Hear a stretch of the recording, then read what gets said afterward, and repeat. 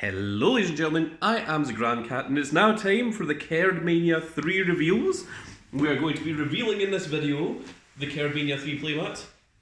We're going to be going over all the different matches and we're going to be revealing all the decks that are going to be used in those matches, and they will all go up next weekend at the exact same point as WrestleMania 41. So first of all, we're going to reveal the playmat. As you know, we have done this prestigious event for 3 years now. This was the very first playmat we had made for Kerdmania 1. There it is, the Kerdmania cosplay, which featured all of the characters on it. And you can see the King of the Kerds match that was over here on the left. There was the tag title match that was over there on the right. And of course the main event was Big Old Grand Cat versus The Situation. And the second Kerdmania, we had largely focused on Big Old Grand Cat versus the Big Dog. And there you can see all the different iterations of Grand Cat and Big Dog, which I believe we were the King of the Kerds match as well. I think so, yeah. And yes, so we had quite a lot going on there. And it is now time for the review of the Kerdmania 3 playmat. And I didn't even... Normally, I show the rest, what the image looks like before the playmat's actually made, but this time I've kept it entirely hidden. I slaved away and made all of this myself ahead of time. Without any further ado, behold the playmat for Kerdmania 3. That is nice. It is, of course, You got a good side. it is the focus of the Grand Cat taking on his version of Andre the Giant, which is, of course, the big old edge marquee. And, of course, it has now went from a regular scale to a global scale. And this is why we have the globe at our feet, where the world shall be watching. Yes, the world of all 20 odd people that will watch this pay-per-view, as opposed to the few thousand that watch NEW Supercard videos that I make. But yes, here we are. So the first match of the night is going to be their special birdcage match, which Big Boss Man is not here. But he has told me what deck it is that he's going to play, and Baron is also going to be ready on this side. So this is a representation of the deck that he will play. So the Big Boss Man in the birdcage match, to determine who will be the third member of the King of the Kerds triple threat match, is going to be playing Lim. And the Baron is going to be playing Black Beardo. Blackbeard's probably a pretty good shout, especially with Kuzan's having access to a tremendously massive drop zone. The next match would then be the triple threat King of the Kerds, which we can't do anything with because that will all be determined on the day when we flip over the cards, as the rules of the King of the Kerds is done by. There's going to be the tag title match, which we will reveal at the end of the video, but now we're into the main event. Yes, it is the WKC Championship match. It's the Grand Cat versus the Edge Marquee, and in this we have chosen 6 one-piece decks. Each one represents one of the 6 colours. So that means, for instance, if you were to play something that's a solid colour, like, I'm trying to think of a good example. If you were to play something like a solid colour like Ivankov, which is blue, and you played a yellow deck like Katakuri, then you would not be able to play Queen, which is blue-yellow, because both your blue and your yellow slot have both been taken over. However, you could play the likes of Katakuri, which would represent yellow, Pudding, that would represent purple, even though it's purple-yellow, Bella Betty, which is both red and yellow, and it would be representing red, and Queen, that would be blue-yellow, representing blue, and so on and so forth, so long as each of the decks contains one of the 6 colours and that colour has not yet been used, that is what can be used.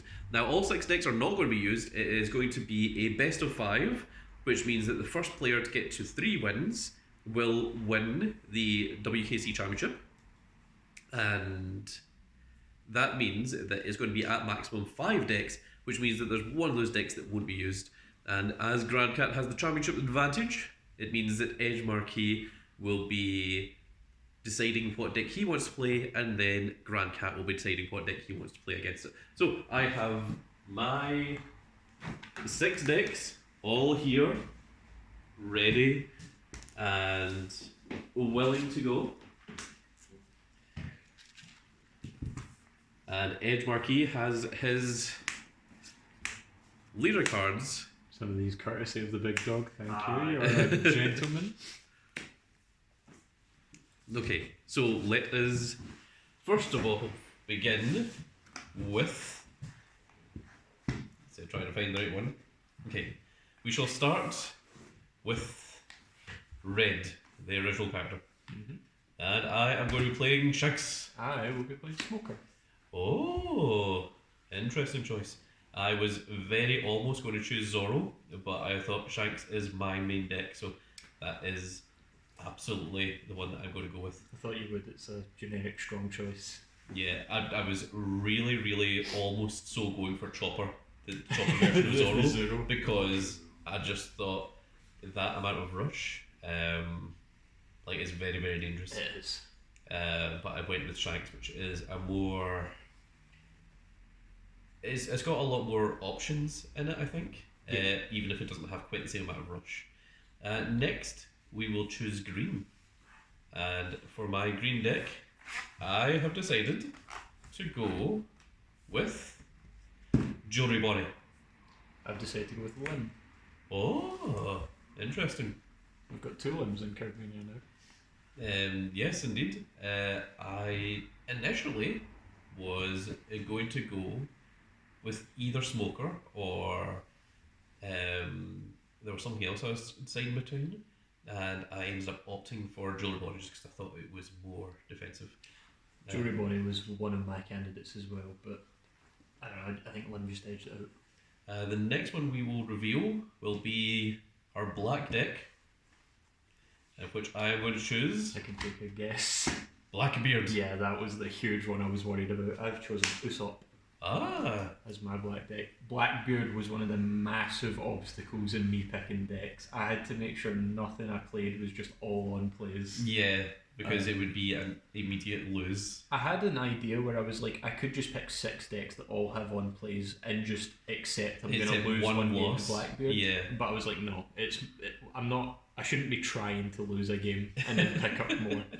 So, but yeah, Blackbeard was one I was certain you'd pick, and for good reason. It's a really good choice here. Next up, we will choose the blue deck. Wow, we've got them in the right order. Yeah. So for blue, I have chosen Usopp. It's just me, Us. Day 1, it's just me, Usopp. I think we both recognise how strong it is. My blue deck is a bit weird, but I went with Buggy. Ah, interesting. I was almost going to go for Buggy, but the reason I was going to go for Buggy is because I get to choose second, and I thought if you had anything that had rush, then I was going to try and hope to draw into the promo Buggy that stops you from That's a good using choice. any 3 or 4 costs. But I also didn't want to be playing a deck where I rely on drawing a particular card, so I went with Usopp because it's overall just a stronger deck. Very much. With Buggy, I was thinking that against Blackbeard, which is the deck I was most worried about here, it has a pretty good matchup, and I can't think of anything that really counters Buggy. So it's got good matchups, but not really bad ones. And making sure I had no horrible matchups was kind of my main operating point for these. Yeah, also, I mean, Buggy is basically new Vankov, where it just gets a lot of large sized characters with large power on the field very quickly. Yeah. And that's its main thing that it does. So next up, we're going to go with yellow. Okay, let's swap those two. I did it in the wrong order. Just one of them was off. And for yellow, I have decided to pick, and this one took me a long time, but I went with Eustace Kid. I know that's the manga rare Trafalgar Law, but I did eventually choose Eustace Kid in the end. Well, funny enough, my yellow deck also took me the longest to figure out, and it's also Eustace Kid. Ah, interesting. I couldn't think of a good yellow deck, to be honest. It's weird because I thought that like yellow would be the most common colour. Yeah. But then when it got to it, I was like, I don't know. I started agonising over the choice, and eventually I was like, Kid's kind of the best I've got. Another thing is that yellow decks haven't really been winning a lot of events. That's true, actually. Yeah. You know, at one time, you know, Katakuris were everywhere. There was NLs everywhere and things like this. But yeah, lately it just seems that gaining life and manipulating opponent's life just isn't as strong as it used to be. And then we've got one last deck. Now this was the hardest one for me to decide on. It's going to be purple. And for my purple deck, I have went with Charlotte Pudding. Interesting. This one, it didn't take me very long to figure out, but it is the one I'm most dubious about, and I've went with Reiju as my choice. Oh, interesting. I just figured it's got a very strong early game, and there's a lot of decks that don't handle that very well. So the other purple decks that I was considering was the likes of the purple Luffy, the purple black Luffy, and I had even half thought like maybe Foxy's better than what I think it is, but I was like, I'm absolutely not testing that at Kerdmania 3's main event. Foxy's a deck I was worried about. It meant I could pick leaders with on attack effects on the off chance that you picked it. Because if you did, similar to Blackbeard, that's an instant loss. Also for yellow, I had went through a few different options, such as Vegapunk, Katakuri, NL, obviously. There was a few of these that there were some of them that I was like, okay, I'm definitely going to play that, and ended up changing by the end of it. One of them was I was 100% definitely playing Smoker up until I decided to swap to Jewelry Bonnie. Okay. Because I knew I was going to have to play Shanks. I knew there was either Shanks or it was Zoro, so I didn't have the option of playing something else. So another interesting thing is you are only playing 2 solid colours, and 4 of them are split. Yes. I am playing 4 solid colours, and Usopp and Pudding are the 2 that are the split ones. Reversed. Yes, interesting.